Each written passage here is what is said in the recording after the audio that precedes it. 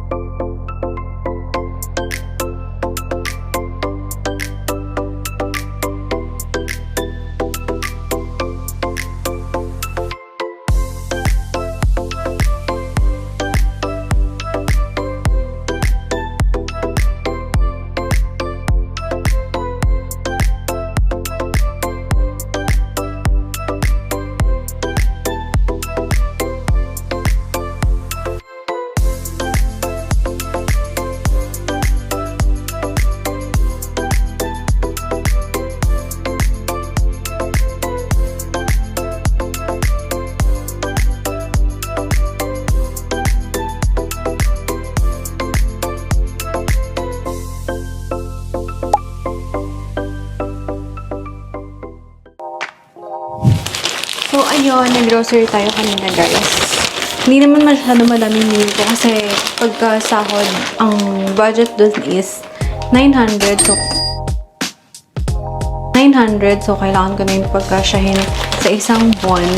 Pero hindi ako agad lahat nabili, lalo na yung mga meat kasi mabilis lang naman eh. Diyan lang siya, tapos bili na. Para fresh ko din siyang nabibili. Pero ngayon, bumili ako ng... Ito yung binili ko. Dito tayo.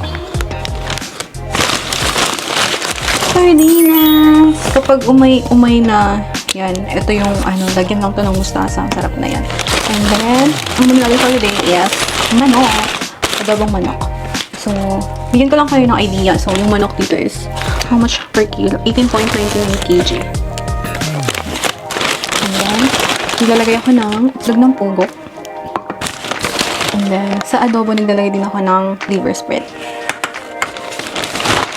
Basta usually 900 dirham or 1,000 dirham per month yung budget sa grocery. Nandun na yung mga essentials na need, pang food, yung bigas, ano pa ba? Ito yung mga tinapay, ganyan. Oo, mahal sa Dubai, pero nasa sayo din kasi kung paano mo din gagastusin yung pera mo. Kasi dito sa Dubai, madami siyang privilege para makagastos ka. Maraming credit cards, may mga tabi, installment payment, ganyan. Nasa sayo na lang din kung paano mo i-manage yung pera mo at saka kung saan mo siya tamang gagamitin. Kailangan mo talaga magluto kasi kung hindi ka magluluto, magastos sa labas. Doon masisira yung budget mo, yung pag magpapadeliver ka or kakain ka sa labas. At least kapag ka nagluto ka na, meron ka pang baon kinabukasan. So, another less yun sa expense. So, ayun guys. So, every month ako namimili. Kaya yung sabon, kapag nagsisale, umibili na talaga ako niyan. Binibili kong brand is Ariel. Ganito. Ariel, yung basa natin dito. Pero ang tawag nyo dito pag nagko-commercial, Ariel. Basta Ariel or Ariel, kung ano man siya. Sale siya. Eto, kapag bumili kayo ng isa na ganito, 43 dirham siya. Pero kapag sale, nabibili mo siya ng 20 dirham or 15 dirham. Kaya kapag nagsisale siya, bumibili na ako ng madami. Kasi sayang din, matagal din minsan siya mag-sale. Kaya, ayun, ganyan kadami siya. Nabili na ako ng ganyan. Good for 1 month siya. 4 pieces yung binibili ko. Tapos yung panghugas ng pinggan, para sa akin ito yung Joy dito. Sabi nila yung Fairy na brand daw yung parang Joy. Pero para sa akin ito. Ito yung maganda siya. Ito, nabibili ko siya ng 20 dirham. Pero kapag sobrang sale siya, 10 dirham ko siya nabibili. Pero mura na din siya. Kasi malaki na siya. Oh. Tapos, yung ginagamit kong Fabcon is yung Downy. Ganito siya kalaki. Yan. Ito, nagsisale din to. Nabibili ko to 21 dirham lang. Kaya kapag sale, bili na agad. So, yun. Siguro binibili ko na ganito 4 din. Good for 1 month na din siya. Nang pamatagalang gamit na rin siya. Pero kapag super sale, lalo na yung sinabi ko sa inyo na 15 dirham yung Ariel or Ariel, talaga kahit pang second month, bumibili na rin ako. Kasi sayang pag hindi siya sale.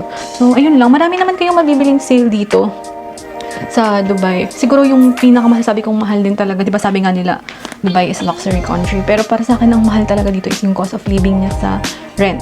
Yun talaga yung pinakamalaking kabawasan sa sahod mo. Pero kapag sa mga bilihin sa food, sa mga sabon, ganyan, parang halos same price lang din naman sa Pilipinas. Pero pinakamabigat talaga is yung bahay. المحطة الأخيرة لهذا القطار هي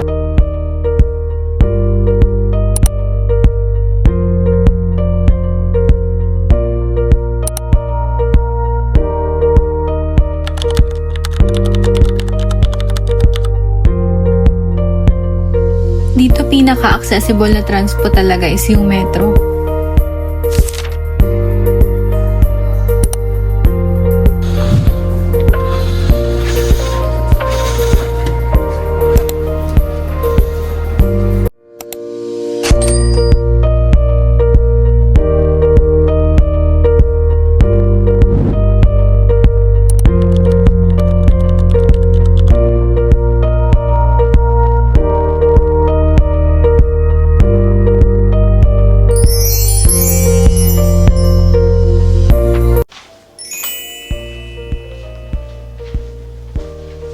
So, ito yung itsura ng studio, guys. Maliit lang siya, pero pwede na siya compare sa partition pag nakita nyo yung dati kong tinitirahan. May mga ka-share ka dun sa kitchen, pero ito at least solo mo, may privacy ka. So, yan. Tapos may CR din siya doon. Doon yung CR. Tapos ito yung mini kitchen. Ganyan yung itsura ng studio dito sa Dubai. So, ayan. Dining.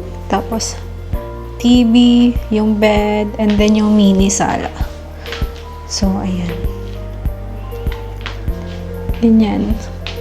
And then, nandito lang yung Carrefour. Malapit lang yung Carrefour eh. Diyan lang yun. Hindi nakita gabi na eh. So, ayan siya. Ayan ang itsura niya. Pakita ko sa inyo yung itsura ng partition namin dati para ma-compare nyo. Ayun yung sinasabi ko sa inyo yung partition, guys. Ganito yung partition sa Dubai. So, rent nyo dyan is 1,800. Meron na yung double deck na provided. Maliit lang siya na room na parang tutulugan mo talaga. Pero, ang problema lang dyan is sharing kayo sa washroom, sharing kayo sa kitchen, tapos may schedule yung paglalaba. Pero, sobrang grateful ako sa na-experience ko dyan. Halos 2 years din ako tumira sa partition. So guys, nandito na tayo sa exciting part, pinakamasakit sa ulo every month na kailangan kong harapin.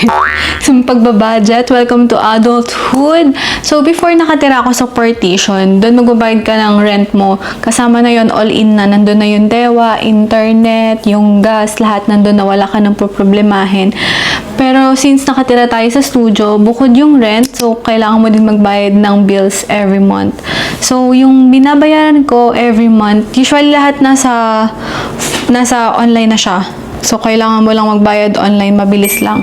So ayun nga, yung kailangan kong bayaran every month is yung DEWA, Dubai Electricity Water Authority. Nag-range siya ng 400 to 500 dirham. Yung 500 dirham, usually pag summer mo lang siya ma-reach kasi sobrang init sa Dubai. So, pag summer, gamit na gamit mo talaga yung AC buong araw, magdamag siya, nagana.